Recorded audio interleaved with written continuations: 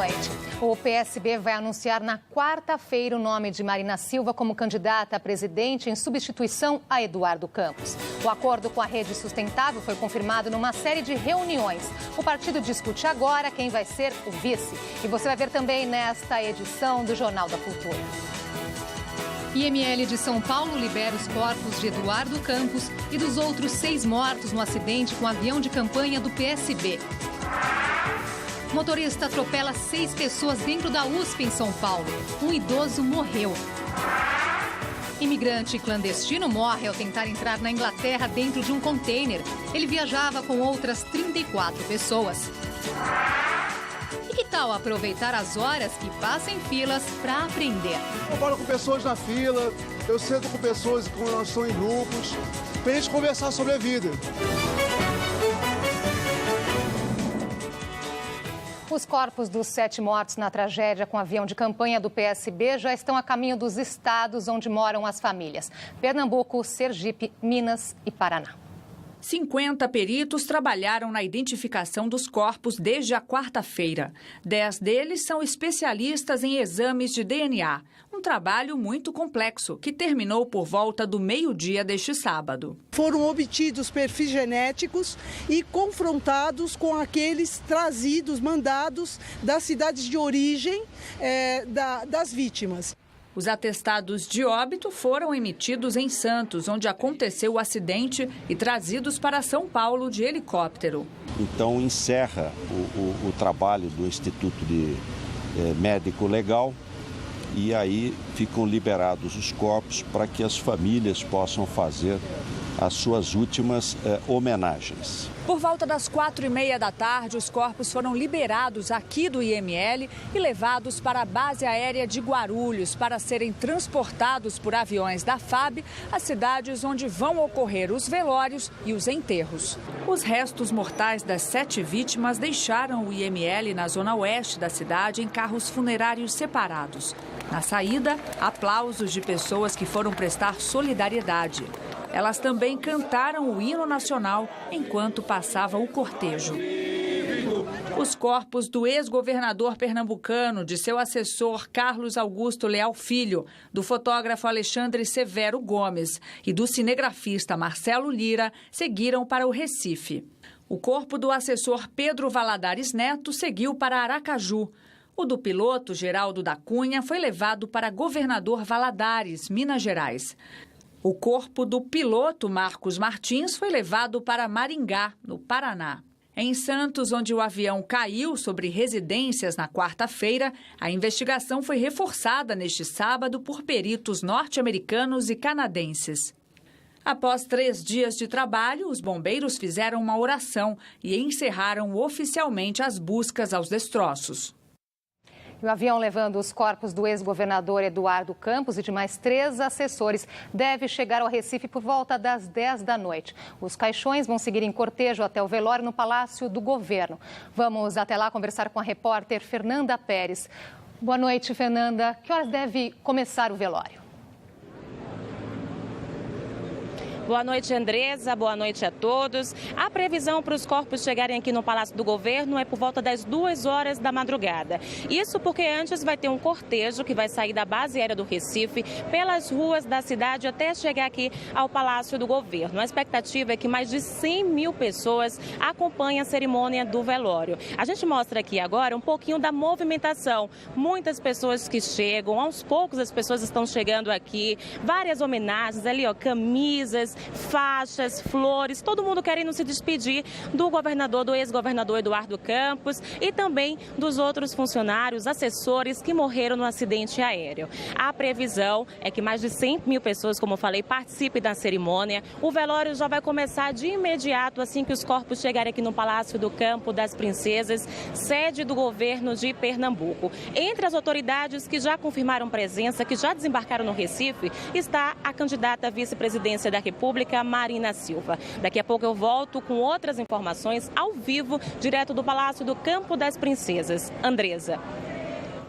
Obrigada, Fernanda. E o PSB chegou a um acordo com a Rede Sustentabilidade, vai confirmar Marina Silva como candidata a presidente em substituição a Eduardo Campos. Líderes do PSB se reuniram ontem à noite num hotel de São Paulo para conversar sobre a eleição.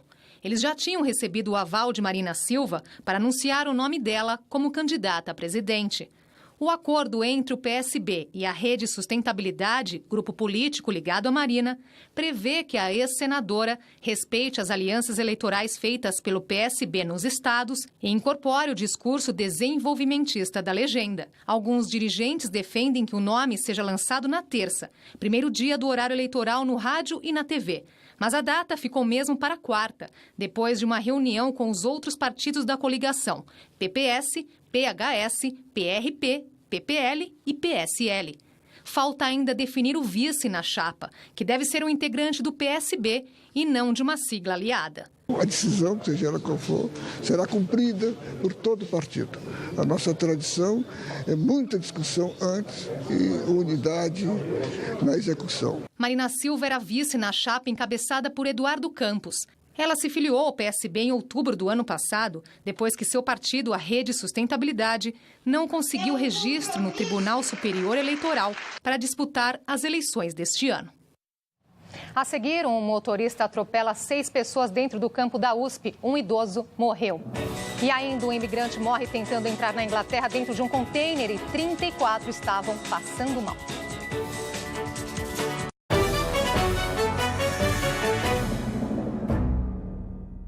Até minhas velhas esquecidas canções.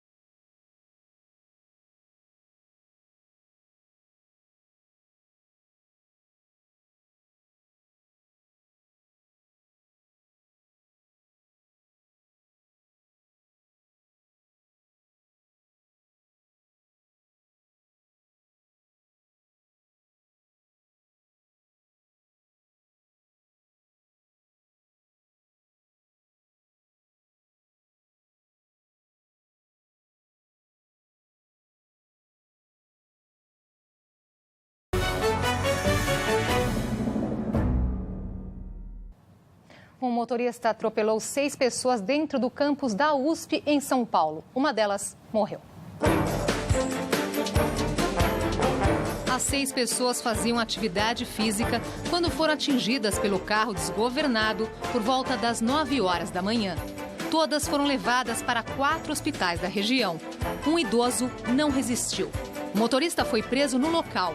Testemunhas contaram que ele estava em alta velocidade e aparentava estar bêbado.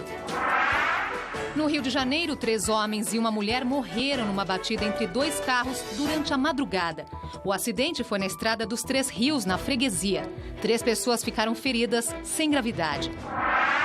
Um grupo de estudantes foi agredido por bombeiros no Maranhão. Eles têm entre 13 e 14 anos e saíram de Imperatriz, a segunda maior cidade do estado, para participar de jogos escolares na capital. Os bombeiros disseram a um professor dos jovens que eles tinham roubado um tênis. Os adolescentes fizeram exame de corpo de delito. Os bombeiros foram afastados e cumprem prisão administrativa. Ele testemunhou o que aconteceu de mais importante na música nos últimos 60 anos. Conheceu de perto, entrevistou e produziu discos e shows de vários artistas. Na nossa entrevista de sábado, recebemos o jornalista Zusa Homem de Melo. Ele lança o livro Música com Z, que reúne 140 textos feitos entre 1957 e 2014. Zusa, muito obrigada pela presença. Obrigado a você, Andresa. É um prazer estar na TV Cultura, onde eu, há anos atrás, apresentava um programa chamado Jazz Brasil. De maneira que eu faço parte aqui da TV Cultura, tenho boas lembranças daqui. Zusa, quase 60 anos de histórias, né? Muitas registradas aqui no livro, muitas que estavam datilografadas em papel ao maço, né? Então, certamente foi daí que surgiu a ideia do livro, né? Para que essas preciosidades não se perdessem. Pois é, Ercília e eu, minha mulher, olhávamos para aquela papelada e tal, e a gente falava, puxa vida, isso daqui vai ficar empacotado para o resto da vida. Foi daí que a gente teve a ideia e ela levou a cabo toda a missão de transformar isso num volume que contém aquilo que poderia estar perdido no tempo e passaria, então, despercebido da juventude nos dias de hoje. Muitas entrevistas, né, Zusa, foram feitas quando você tinha 24, 25 anos, quer dizer, um jornalista muito novinho. E uma delas foi com o gênio do jazz, Charles Mingus. O que passou na sua cabeça naquele momento, à frente, né, de um gênio desse, né? Você tinha ideia da importância desse encontro?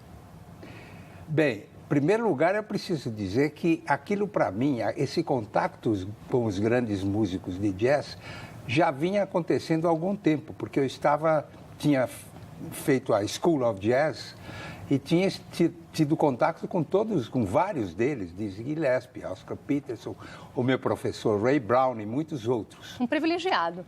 Foi. E, aliás, no livro tem essa história também. De maneira que esses contatos foram crescendo a miúde e eu me apresentei a ele como jornalista e aluno da Juilliard School of Music, o que certamente foi um passaporte para uma conversa inicial. Eu fui a um clube chamado Half Note, onde ele estava tocando, em New York, assisti o show e depois eu perguntei se ele consideraria uma entrevista, que eu tinha uma coluna num jornal brasileiro, que era a Folha da Noite na época. Ele foi muito simpático, Andresa, muito. O Charles Mingus é considerado uma das pessoas mais difíceis de serem simpáticas. Ele é quase bruto, era quase bruto, principalmente se fosse branco e não entendesse de música. De música eu entendia, mas era branco. Mesmo assim, ele me recebeu no apartamento dele, dias depois. Eu levei uma fita de rolo virgem, que foi usada no gravador dele. E é essa fita que ficou gravada com a entrevista e guardada durante quase 50 anos, porque a entrevista é inédita.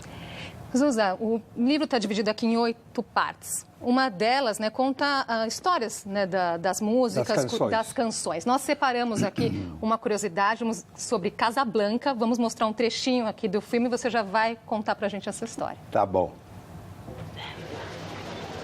Play as time goes by. Oh, I can't remember it myself. I'm a little rusty on it. I'll hum it for you. Da-da-da-da-da-da.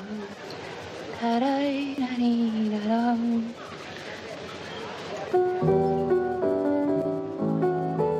Sing it, Sam. You must remember this. A kiss is just a kiss.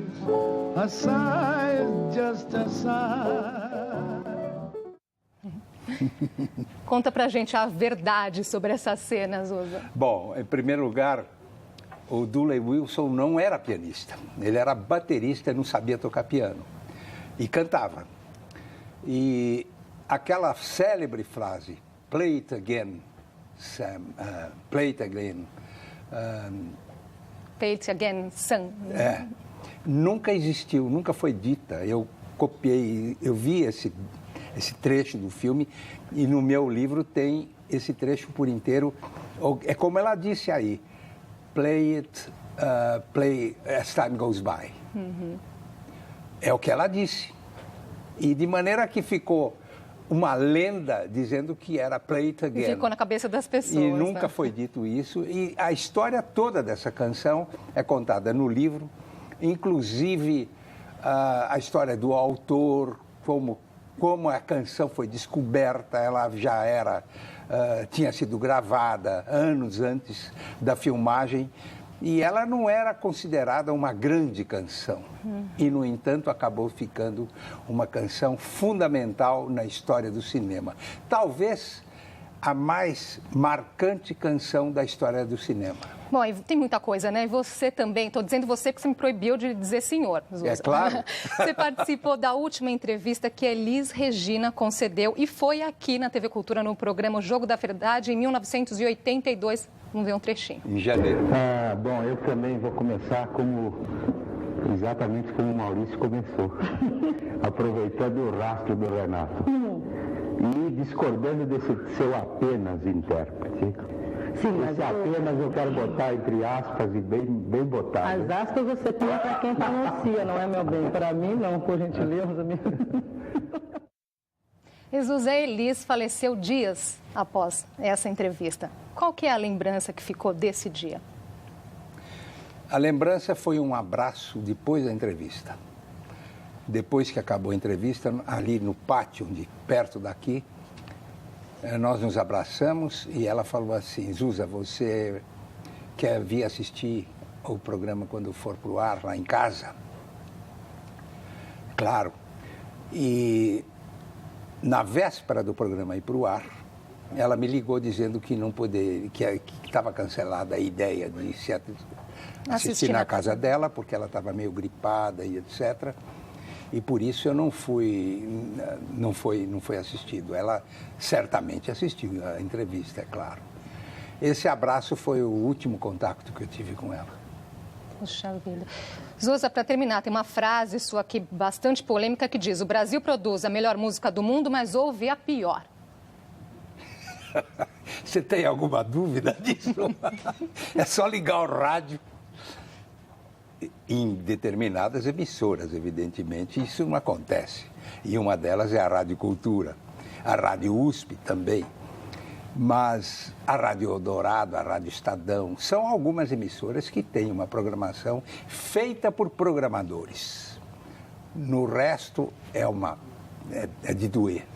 Tem muitas histórias mais, nosso tempo hoje aqui acabou e para quem quiser, né, saber mais curiosidades, toda essa história da música está aqui. Zusa Homem de Melo, música com Z, da editora 34. Zusa, muito obrigada. Já está na segunda edição, viu, Andresa? Já está na segunda edição, maravilha. Muito obrigada pela sua participação hoje aqui. E obrigado a todos. 35 imigrantes ilegais tentaram entrar na Inglaterra dentro de um container. Um deles morreu e os outros passaram mal. O container chegou ao porto de Tilbury em um navio belga. Os sobreviventes, incluindo várias crianças, estavam desidratados e com hipotermia, que é quando a temperatura do corpo fica muito abaixo do normal. A polícia informou que funcionários ouviram gritos e pedidos de socorro e encontraram o grupo de origem indiana trancado no container. Os 34 imigrantes foram levados para hospitais. A União Europeia alertou que o número de imigrantes ilegais fugindo de guerras, pobreza, fome e doenças dobrou este ano. Em 8 meses, 800 pessoas morreram em travessias de risco rumo à Europa. Os dados superam os 2 últimos anos, em que o número de vítimas foi de 500.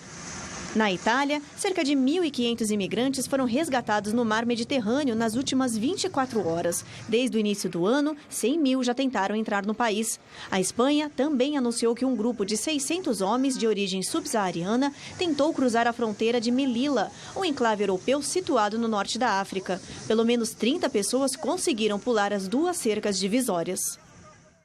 Atletas de países com ebola foram proibidos de participar das Olimpíadas Juvenis, que começaram hoje na China.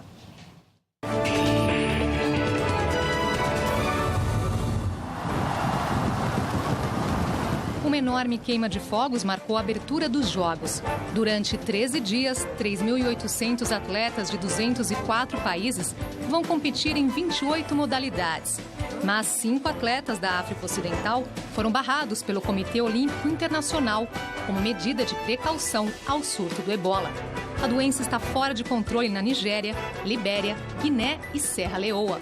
Desde o início do ano, 1.145 pessoas morreram.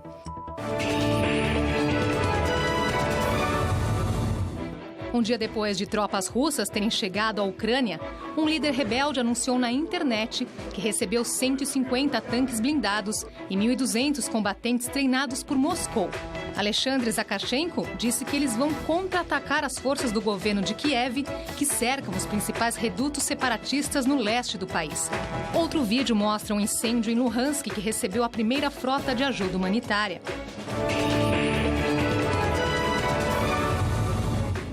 O grupo extremista Boko Haram anunciou o sequestro de 90 meninos na Nigéria. Desde abril, eles mantêm 300 estudantes como reféns. O grupo é contra a educação de mulheres e defende a criação de um Estado Islâmico no norte do país. Já fizeram mais de 100 atentados e já mataram cerca de 3.000 pessoas. O Conselho de Segurança da ONU autorizou a entrega de armas aos iraquianos que enfrentam os guerrilheiros do ISIS na região curda de Arbil.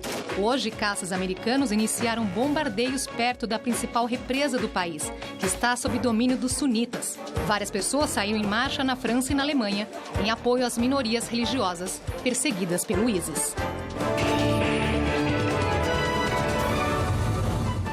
Novos confrontos foram registrados em St. Louis, nos Estados Unidos. Dezenas de pessoas jogaram coquetéis Molotov e saquearam lojas.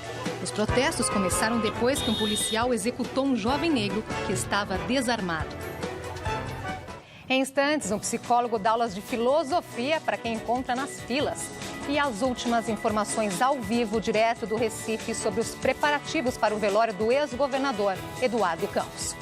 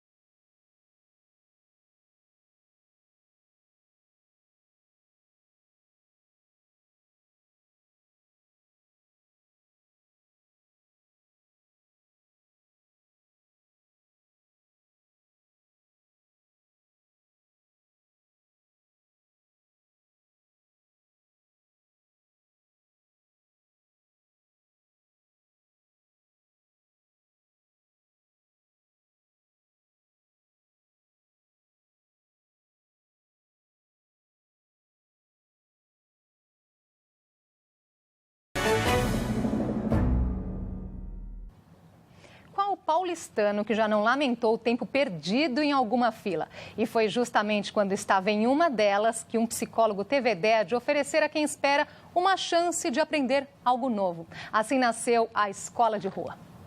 É assim, no chão, que Diego prepara a aula. O assunto de hoje, a inveja. Os alunos, todas essas pessoas que esperam há pelo menos 6 horas na fila da exposição do Castelo Rá-Tim-Bum no Museu da Imagem e do Som, em São Paulo. Meu nome é Diego. Eu estou com um projeto chamado Escola de Rua. Qual é a ideia da escola de rua? Eu achei bem legal a proposta, eu gostei, assim, eu acho que teria uma boa aceitação e é uma ideia muito legal. Foi quando estava em uma fila e viu um homem tocar violão que Diego teve a ideia de criar o Escola de Rua. Aí eu pensei assim, poxa, se ele está fazendo uma arte, o que de melhor eu poderia transmitir para as pessoas numa fila, né? E eu falei, eu sei dar aula, né? Doações na internet financiam o projeto. A cada R$100 doados no site Catarse, Diego faz uma aula. Até o momento, né, eu atualizando lá hoje, eu consegui R$ 2.765. Então tem 27 dias de escola de rua para rolar, né? Para o psicólogo, encontrar salas de aula e alunos não é tarefa difícil, já que em São Paulo a fila para tudo. Essa aqui é para entrar na loja do Time do Coração. É muita fila, gente, não dá. Então, chega perto de feriado, então, impossível. Tem também a fila para comprar um sorvete, entrar no restaurante. Acho que ninguém gosta de pegar fila, né? Nem que seja para coisa boa, assim, pegar fila não é muito legal, né? Agora, imagine se você pudesse saber a hora exata de ir a um restaurante, a um cinema ou a uma exposição sem pegar filas. Ou pelo menos com a informação sobre o tamanho delas, pois isso já é possível em Nova York. Ia ser muito bom, mas eu acho que ia ser muito difícil de existir ainda, né? Mesmo que alguns não consigam imaginar, a ferramenta já é realidade na maior cidade norte-americana, onde a população fica cerca de 37 bilhões de horas na fila todo ano. Em busca de uma cidade inteligente, uma empresa desenvolveu tecnologia capaz de cruzar os dados das câmeras espalhadas nas ruas da megalópole e contar cada pedestre que passa por elas. Por enquanto, 1/4 das vias nova-iorquinas estão mapeadas e já há parcerias com o comércio local para avisar os clientes quando não há fila. Por aqui, claro, a ideia também agrada. Seria interessante, muito bom. Em Nova York já existe um projeto como esse? Adorei, eu quero. E vamos voltar ao Recife, onde devem chegar daqui a pouco os corpos de 4 dos 7 mortos no avião de campanha do PSB. A repórter Fernanda Pérez tem as últimas informações ao vivo. Andresa, a movimentação aqui em frente ao Palácio do Campo das Princesas só aumenta. A todo instante as pessoas chegam, em cada uma delas traz uma homenagem, seja em forma de palavra, de cartazes, de flores, e o dia inteiro foi assim, marcado por homenagens. A gente confere agora na reportagem. Aos poucos, o rabisco foi ganhando a fisionomia do ex-governador Eduardo Campos. A homenagem foi em forma de grafitagem. Eu queria uma foto que tivesse um pouco de perfil, olhando para cima. Aí encontrei essa. Estou repossando aqui.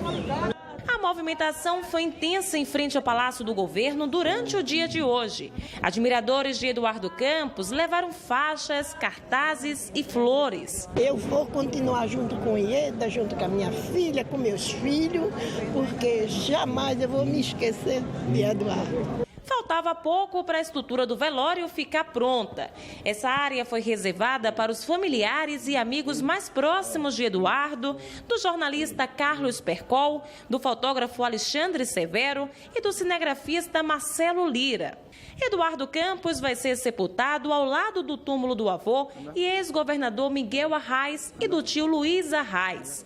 A área vai ser isolada para família e autoridades. O acesso só será liberado após o sepultamento. Um dos maiores símbolos de São Paulo completa hoje 60 anos. O Parque do Ibirapuera é considerado a praia do paulistano. Ele é um dos mais populares do país e foi eleito recentemente o 8º melhor do mundo. Recebe em média 220 mil pessoas por semana, 120 mil só no domingo. O aniversário vai ser comemorado com vários shows da chamada Dança das Águas na Fonte Iluminada. Tem espetáculo todos os fins de semana, de hoje até o dia 7 de setembro. Por isso, a gente termina com as imagens do Parque do Ibirapuera. Boa noite, um ótimo domingo para você.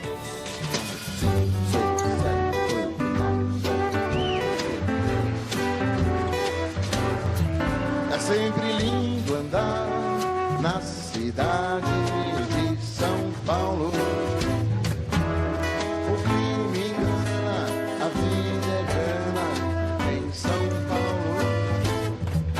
Já, já. Jornal da Cultura. Apoio.